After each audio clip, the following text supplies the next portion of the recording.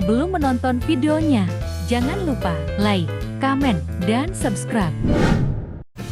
Assalamualaikum warahmatullahi wabarakatuh. Saya Jihan Lutfi Nabilah, NIM 0310 221003 dari kelas Tadris Biologi 1. Di sini saya akan menjelaskan materi pembelajaran tentang puisi dan pantun.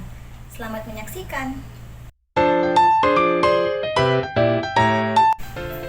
Baiklah, yang pertama ada pengertian puisi. Puisi merupakan karya sastra yang mengungkapkan perasaan ataupun pikiran dengan menggunakan kata-kata yang sederhana. Biasanya, puisi menggunakan kata kiasan yang maknanya bukan arti sebenarnya. Kemudian ada unsur-unsur puisi. Unsur puisi terbagi menjadi dua. Yang pertama, unsur fisik, dan yang kedua, unsur batin. Di dalam unsur fisik, yang pertama ada majas. Majas merupakan bahasa kias yang digunakan untuk menciptakan suatu kesan tertentu bagi penyimak ataupun pembaca. Yang kedua ada irama. Irama merupakan alunan bunyi yang berulang-ulang dan teratur. Dalam irama menimbulkan pertentangan bunyi antara tinggi rendah, panjang pendek, keras lemah, sehingga menciptakan suatu keindahan. Yang ketiga, ada kata konotasi.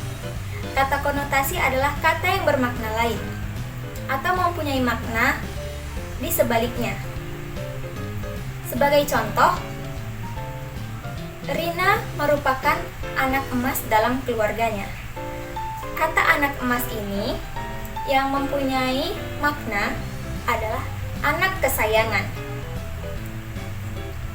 Baiklah, yang keempat ada kata berlambang.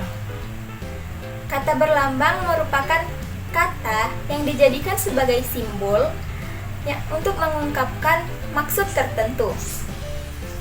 Misalnya, senja yang hilang. Maksud dari kata senja yang hilang adalah memberikan rasa sedih. Yang kelima, ada pengimajian atau imaji.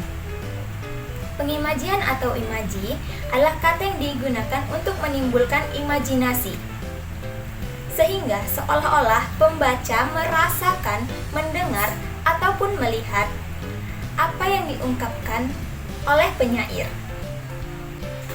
Kemudian yang kedua, unsur batin. Di dalam unsur batin yang pertama yaitu tema. Tema merupakan gagasan atau ide pokok yang terdapat dalam puisi. Misalnya seperti tema kebangsaan, percintaan, sosial, dan lain sebagainya. Yang kedua ada rasa. Rasa merupakan sikap penyair terhadap permasalahan yang ada di dalam puisi. Misalnya seperti rasa sedih, senang, marah, dan lain sebagainya. Kemudian yang ketiga ada nada. Nada merupakan sikap penyair terhadap pembacanya. Misalnya seperti nada tinggi, rendah, dan lain sebagainya. Kemudian yang keempat ada amanat. Nah, kita ketahui setiap karya sastra pasti memiliki amanat, yang artinya yaitu pesan yang disampaikan di dalam karya sastra tersebut. Kemudian jenis-jenis puisi. Yang pertama, puisi naratif. Puisi naratif berisi ungkapan penyair dalam bentuk cerita atau penjelasan. Yang kedua, puisi lirik. Puisi lirik berisi ungkapan batin seorang penyair. Biasanya berupa gagasan, pengalaman, maupun suasana batin seorang penyair. Yang ketiga, puisi deskriptif. Puisi deskriptif berisi kesan seorang penyair terhadap sesuatu, yaitu mendeskripsikan atau menjelaskan suatu objek tertentu.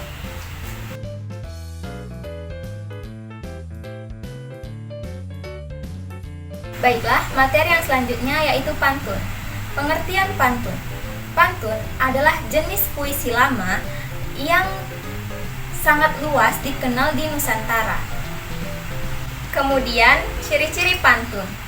Pantun memiliki 4 ciri-ciri.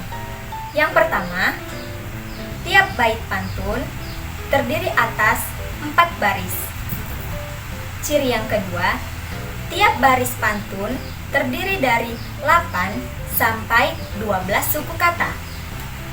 Ciri yang ketiga, tiap baris pertama dan kedua merupakan sampiran. Dan tiap baris ketiga dan keempat merupakan isi. Dan ciri yang keempat, pantun memiliki sajak ABAB. Kemudian jenis-jenis pantun. Jenis-jenis pantun dibedakan menjadi 2 kelompok. Yang pertama, berdasarkan kelompok usianya. Yang kedua, berdasarkan isinya. Pantun yang berdasarkan kelompok usia yaitu terdiri dari pantun anak-anak, pantun remaja, dan pantun orang tua. Pantun yang berdasarkan isinya yaitu terdiri dari pantun jenaka, pantun teka-teki, pantun nasihat, dan pantun kiasan. Baiklah, saya akan menjelaskan jenis-jenis pantun yang telah saya sebutkan tadi. Pantun anak-anak. Pantun anak-anak mempunyai hubungan dengan kehidupan masa kanak-kanak. Biasanya memiliki makna sukacita atau duka cita. Yang kedua, pantun remaja.